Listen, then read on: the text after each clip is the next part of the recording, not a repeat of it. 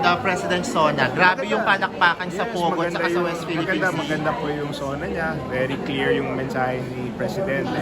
And it's very strong. So, happy ako sa Sona. For you, what's the best part of his speech? Ang dami. Ranging from the OFWs, or yung statement niya sa West Philippine Sea, Pogos, dami magagandang parts na. Kung bibigyan niyo po ng grade, Sen, anong grade ang ibibigay niyo sa Sona? A. Thank you, Sen. Thank you. Ako, Senador Regueño. Yung circular memorandum allowing cash sweeps for GOCCs, will this still be Yung alin? Yung cash sweeps po for GOCCs? Ano? Cash sweeps. Yung circular memorandum that naging basis ng PhilHealth to... Okay. Will that be... Yan, sinusundan lang natin ang utos ng Kongreso.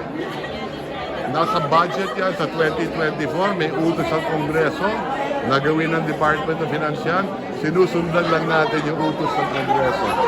At may basihan naman yung utos ng Kongreso dahil maraming perang natutulog sa ilang mga GOCC na kinakailangan na, sayang naman kung natutulog na yung pera niya, pwede gamitin niya para lalong palaguin yung ekonomiya at maglikha ng trabaho.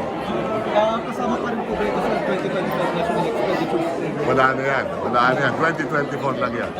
Sek, kung bibigyan po niyo ng grado si President sa Sona niya, anong grade po ibibigay niyo? Makatotohanan yung Sona niya, kaya bibigyan ko ng 100. Wow. What is the best highlights for you, Sek?